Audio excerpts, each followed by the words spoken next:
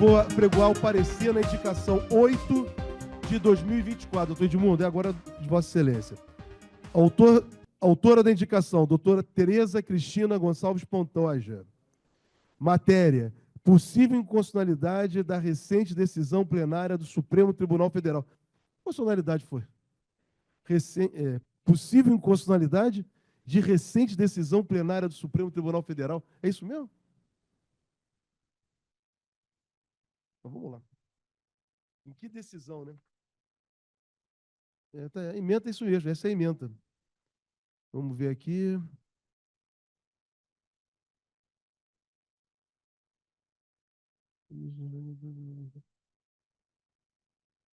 Ah, é o caso da SEDAI, não é isso? É o caso da SEDAI? Tá, então, só para esclarecer, isso. Porque recente decisão. Não. Mas aqui na ementa não estava claro com relação à origem. Agora já é com relação à SEDAI. Todo mundo pode caminhar para cá. A doutora Érica, que vai ser relatora pela Comissão de Direito Empresarial, está na sala virtual. Vou começar com a doutora Érica. Doutora Érica. É a doutora Érica primeiro. Depois fica aqui. Então, doutora Érica, a palavra é sua por 10 minutos, no prazo regimental.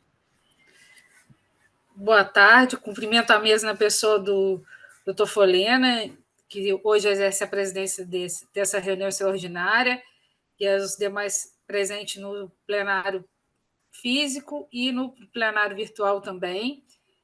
Hoje eu estou aqui na condição representando o relator desse parecer na Comissão de Direito Empresarial, o doutor Luiz Lopes, tendo sido uma indicação também feita pela nossa primeira vice-presidente, membro da nossa comissão, a doutora Tereza Pantoja, portanto.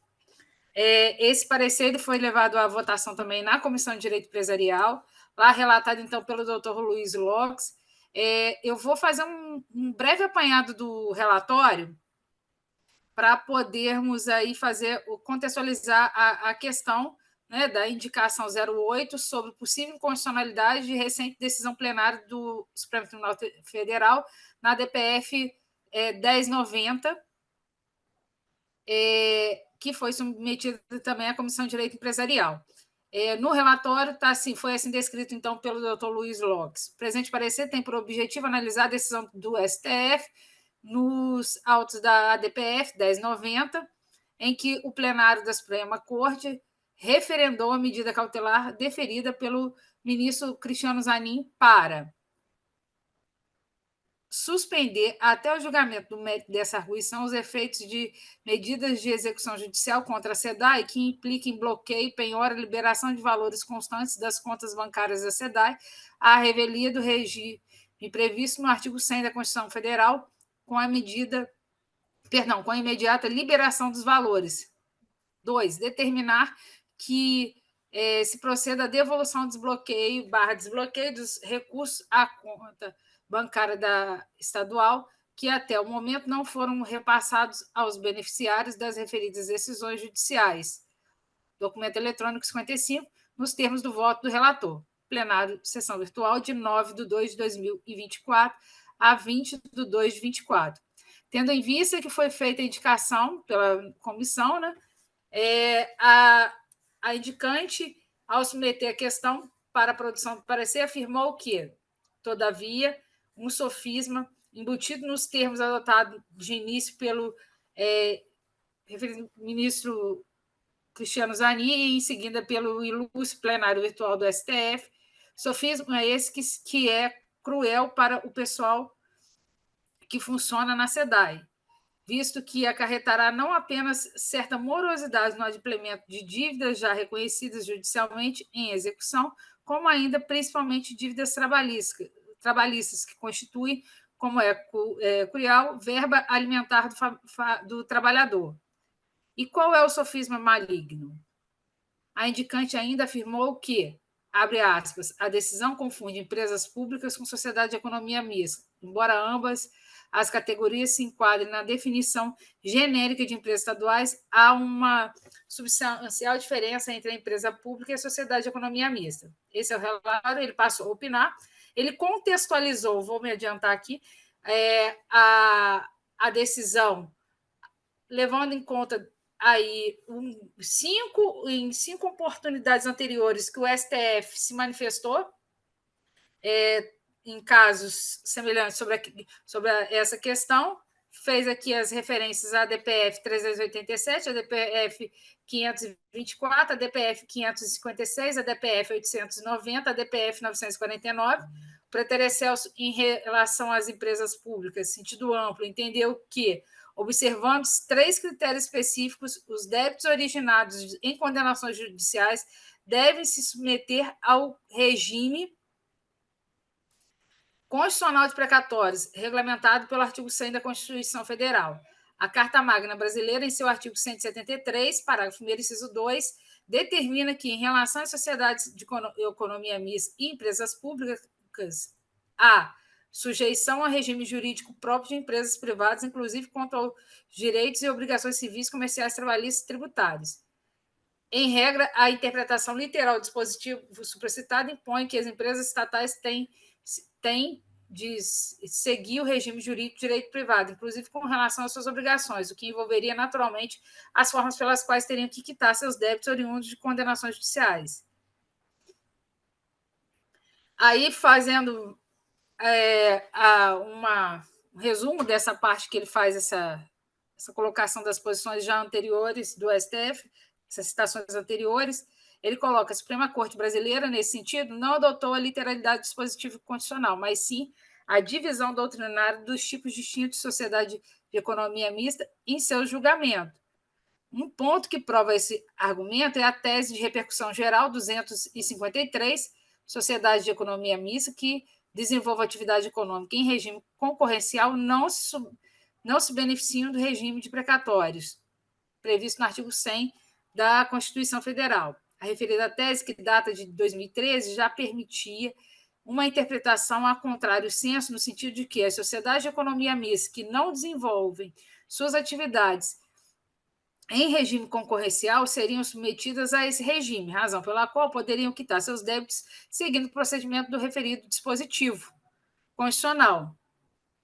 Não obstante, alguns anos depois, o mesmo STF foi além e definiu que as sociedades de economia mista poderiam se beneficiar do procedimento dos precatórios públicos desde que houvesse, número 1, prestação de serviço público, número 2, sem intuito de lucro, número 3, distribuição de lucros a acionistas, sem distribuição de lucros a acionistas privados, número 3, em regime de exclusividade, sem concorrência com outras pessoas jurídicas de direito privado. Aí faz uma citação aqui do Tribunal Superior do Trabalho, e aí ele passa no item 3 do seu parecer fazer a aplicação dos critérios ao caso em análise. Do ponto de vista institucional, a SEDAI presta serviços relacionados ao saneamento básico, sendo este considerado um serviço público por excelência, razão pela qual a referida companhia é considerada uma espécie de sociedade de economia mista prestadora de serviços dessa natureza. A companhia, nos termos do voto do relator, demonstrou que 99,9996% de seu capital social pertence ao Estado. Portanto, não se pode afirmar que seu objetivo primordial seja a distribuição de lucros aos acionistas privados, ou que o faça de modo juridicamente relevante. Além disso, a companhia é classificada como fechada, no que tange à negociabilidade de suas ações. Aí fala aqui a respeito da exclusividade do serviço que é prestado pela SEDAI, segundo o ministro relator. A constatação da situação jurídica da companhia já havia sido feita ao julgamento de um recurso anterior, de uma ação anterior, ocasião em que a 2757, ocasião em que o STF utilizou os mesmos critérios para reconhecer outra característica típica do regime jurídico de direito público, a imunidade tributária recíproca. E aqui traz o julgado, após confrontar decidido nos autos da DPF 1090 com as decisões citadas nesse parecer, é necessário reconhecer que a posição do ministro Cristiano Zanin é, no mínimo, coerente com as decisões anteriores do próprio tribunal. Exatamente por isso, e tendo em vista que a SEDAI preenche os critérios exigidos pela jurisprudência para fazer jus ao pagamento de seus débitos pelo regime constitucional dos precatórios, deve-se reconhecer que não há sofisma maligno na decisão da Suprema Corte, nem qualquer inconstitucionalidade. a interpretação ativa que concede a algumas sociedades de economia mista um regime jurídico mais próximo do direito público representa uma escolha técnica da Corte que não fere a literalidade do artigo 173 da Constituição de 88. Por fim, deve-se dizer que também não há confusão do plenário ou do ministro relator com as categorias jurídicas de empresa pública e sociedade de economia mista, já que as decisões da Suprema Corte individualizam a situação jurídica dessas integrantes da administração pública indireta brasileira. Conclui, então, o relator que, diante do exposto, esse parecerista concorda com o decidido pelo Superior Tribunal Federal, nos termos da DPF 1090, da medida cautelar do Rio de Janeiro, cuja decisão do plenário foi de referendar a medida cautelar deferida pelo ministro Cristiano Zanin, sendo essa a posição juridicamente correta. Esse parecer foi votado na Comissão de Direito Empresarial, tendo sido aprovado por maioria naquela comissão. Obrigado, doutora Érica. Então, para ficar bem claro, o parecer no sentido de que a posição do Supremo Tribunal Federal, que determinou que os débitos da SEDAI fiquem vinculados ao precatório. É isso? Correto. Perfeitamente. Que Então, não há nenhuma impropriedade na decisão do ministro Zanin. Ratificando a decisão do ministro Zanin de que os débitos da SEDAI devem se submeter a precatório. Com a palavra, doutor Edmundo, pelo prazo regimental de 10 minutos, pela Comissão de Direito Constitucional. Ok. Eu vou fazer uma síntese. Só vou esclarecer. A matéria está mais ou menos exposta, né? Realmente, a SEDAI se viu na urgência de ter os seus créditos bloqueados por credores privados. É lógico que os seus créditos bloqueados, a sua atividade ficou inviabilizada. E uma atividade essencial, que é a captação, o tratamento e o fornecimento de água à sociedade. Muito bem.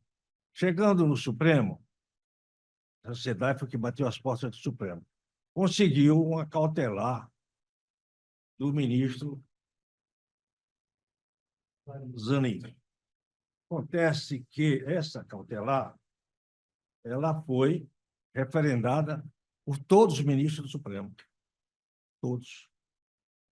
Inclusive, na fundamentação desses votos, a fundamentação se apoia nos precedentes da Suprema Corte. Quer dizer, eu transcrevi vários acordos.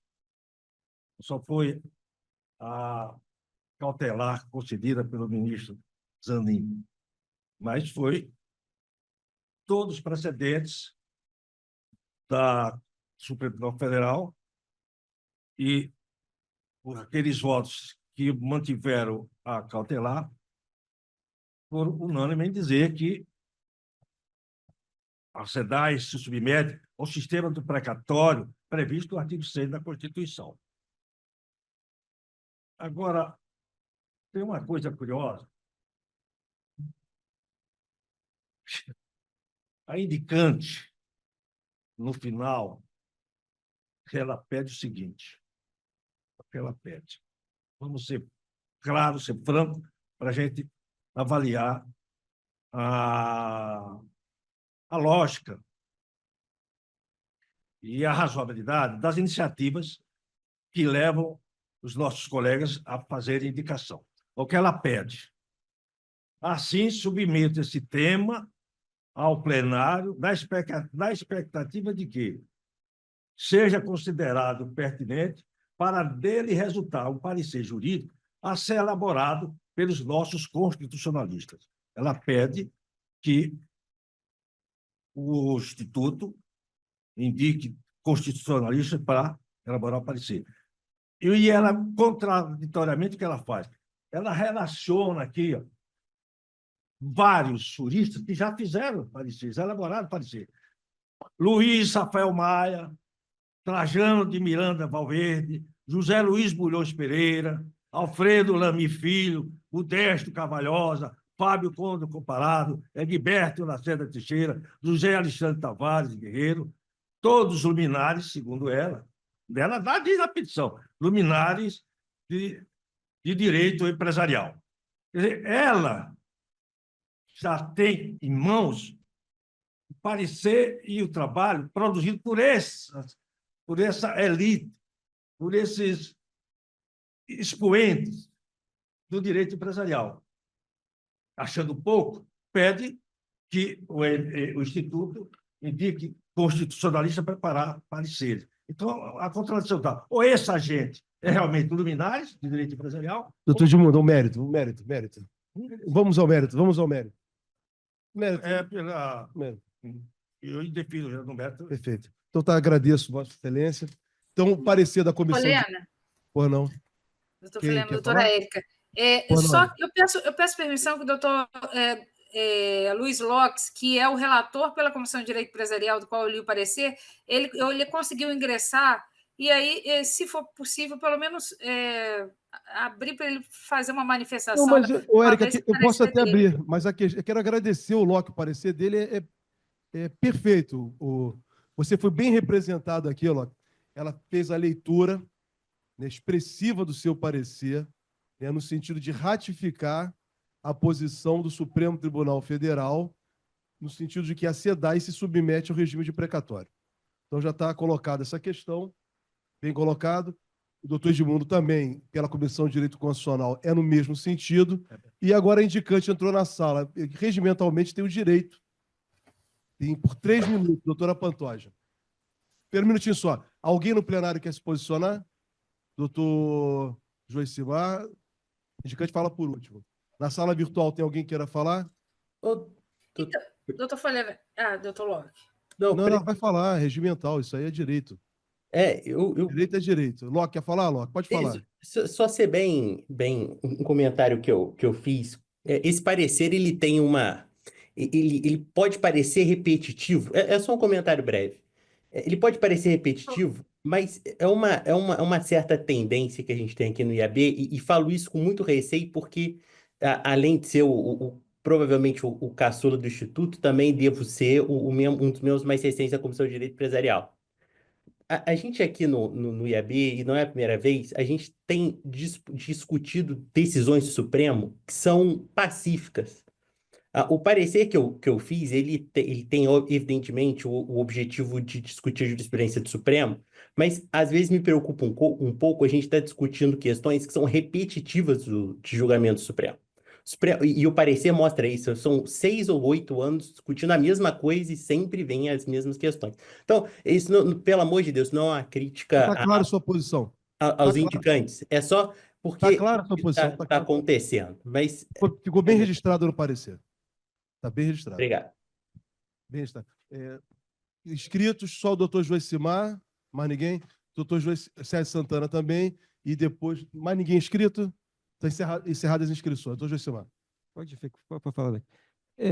Eu só queria registrar, presidente Folena, em exercício, que eu acho o problema nunca está em rebater posições do Supremo, ainda que pacíficas. Eu acho que não há tabu no Estado democrático de direito. Tudo pode ser repisado, rediscutido. O Supremo não é divino, não é infalível.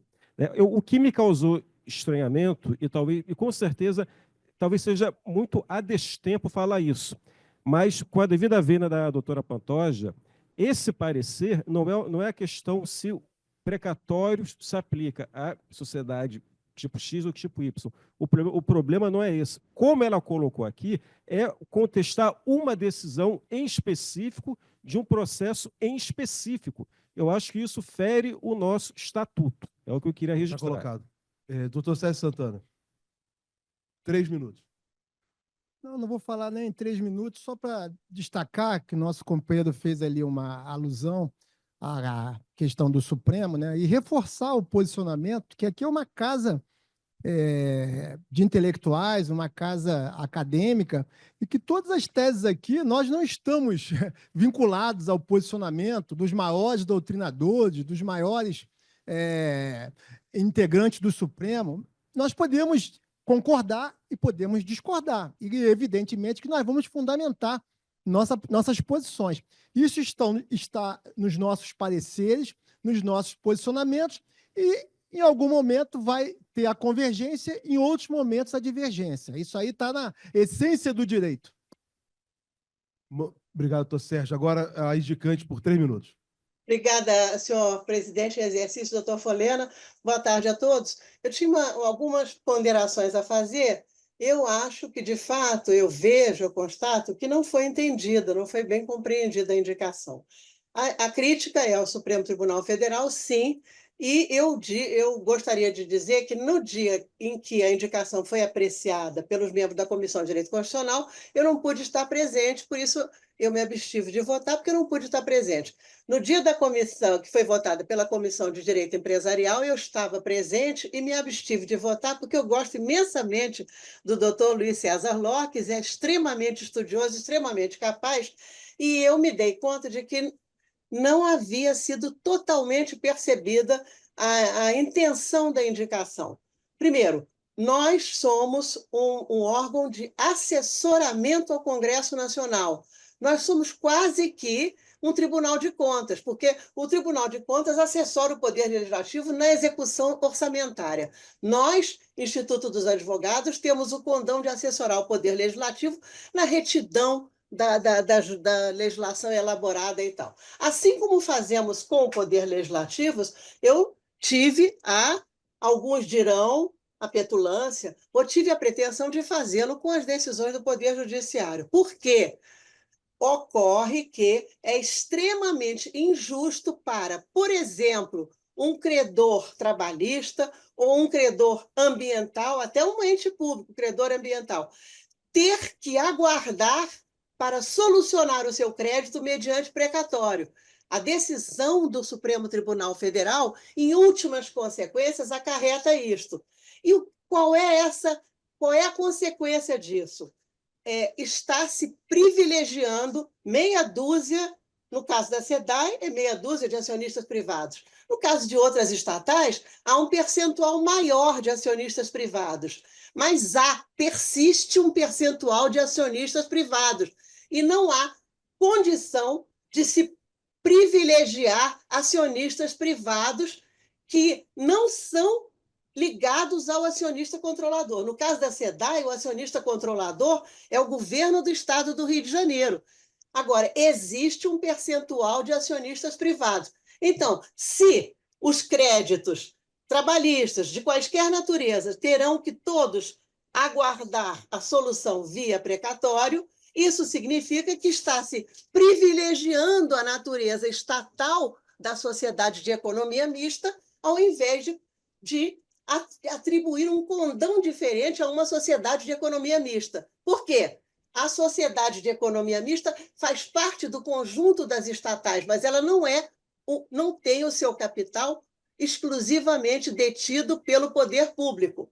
Então, agora, essa realidade, essa definição, talvez alguém da Comissão de Direito Administrativo possa perceber melhor, porque há uma distinção essencial entre uma sociedade cuja totalidade do capital está em mãos do poder público, direto ou indireto, e outra sociedade que não tem a totalidade do seu capital em mãos do poder público. Então, guardadas as devidas proporções, é como se alguém dissesse: todos os credores do Banco do Brasil agora têm que fazer precatório, porque o Banco do Brasil é uma sociedade de economia mista e, portanto, é uma estatal. Não é assim. Não é uma estatal qualquer, é uma sociedade de economia mista. Então, eu acho que, infelizmente, esse diferencial, esse favorecimento indevido que está sendo feito aos minoritários associados ao capital estatal não está sendo percebido, porque, se fosse adequadamente percebido, não se teria rejeitado a indicação. Agora, doutora Tereza, obrigado. Está bem esclarecido. Eu quero só elogiar, por último, doutor Folena, o brilho do parecer do doutor Luiz César Lopes, que se baseou na própria jurisprudência do Supremo. E agradeço a todos pela atenção. Obrigado, doutora Tereza. Não, já estamos já... Mas eu sou relator? Não. Mas já não tem dúvida com relação à questão. Mas eu posso fazer uma dita? Não há necessidade. Uma boa, não há necessidade. Porque- Não há necessidade. A questão foi bem colocada. Não há. Edmundo, Não, é o seguinte, porque é lógico que empresa pública, todos nós sabemos que o capital social... deixa eu só colocar é aqui, Edmundo. integrado. Presidente, Edmundo, pela ordem. não vou dar a palavra de ordem para o Edmundo. não. Sociedade tem Acabou. 99%. Edmundo, por favor. Edmundo, por favor.